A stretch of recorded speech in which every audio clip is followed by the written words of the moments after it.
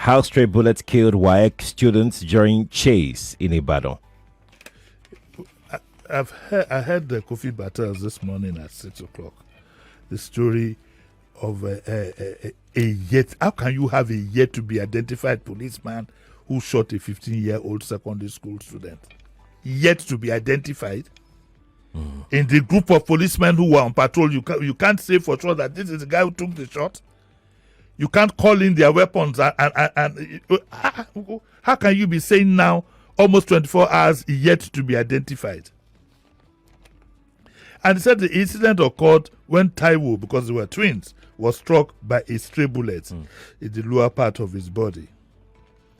The story says that Taiwo's father was driving him and his twin brother to the examination center for WAEC when the incident took place.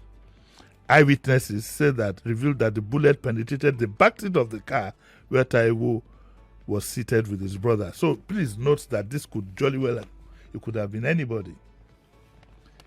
Now, listen to the police explanation. Listen to the police explanation. Explaining the incident, the spokesperson of the Oyo Police Command, Adewale Oshifeso, said police operatives were in a joint traffic enforcement operation with men of the Oyo State Traffic Management Authority. So it was even a traffic issue, according to this story. So where did the gun and shooting come in?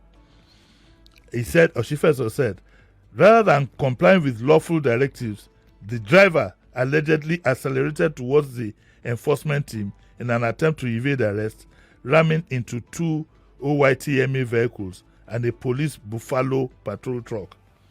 In an effort to prevent further damage and harm to officers and other road users, barricades were set up to demobilize the fleeing vehicles. A fleeing vehicle, you had the time to set up a barricade. A fleeing vehicle is a car that is going to leave that place in less than. So you want to tell us, a policeman wants to tell me that within that time they had the time and presence of mind to set up barricades. Do you get what I'm saying, Cherry? He said, however, the driver reportedly he broke through the barricades. What did he do? Did he first of all stop, wait for you to set up the barricades and then drive through? And he continued to drive recklessly, endangering lives. In an attempt to immobilize the vehicle, a police corporal, so I thought he was unidentified. How come he's not a police corporal? Discharged a firearm aimed at the tires.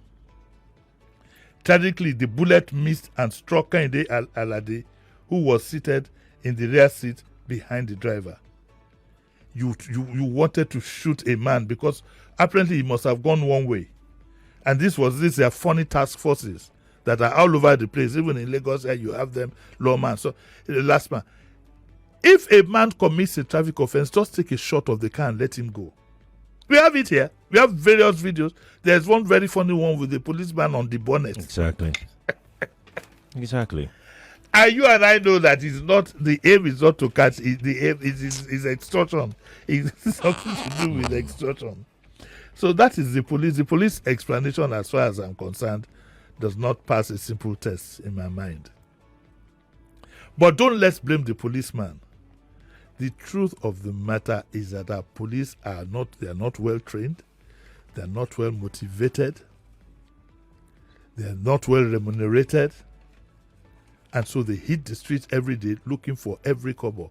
I don't know what there seems to be something in the mind of both police and area boys that once you have a vehicle that is carrying something, they are entitled to something. There's a sense of entitlement, or what they call settlement. And this is what you get. We'll see what is going to happen. We'll see how far this is going to go. But at the end of the day, it's going to pass as just one of those things. May the soul of Kehinde rest in peace. And I sympathize so much with the family at the loss of their child. It's something that couldn't have happened. But guess what?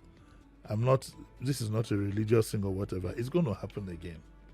And again and again and again, because our system promotes it, it allows it. Look at the explanation of the policeman itself. It's a bicycle story. A car is coming. you have the presence of mind to set up what you call a barricade.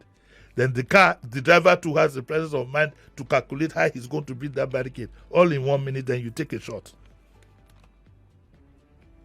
And to make it look authentic, he says, in order not to endanger lives, he was coming towards us and you took a shot at his tires. If you took a shot at the tires, how come he hit the poor guy at the back of the vehicle?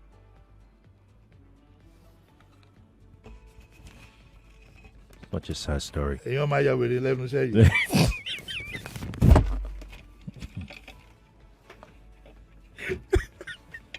Because some things just don't make sense. I'm going to lose my mind on this job.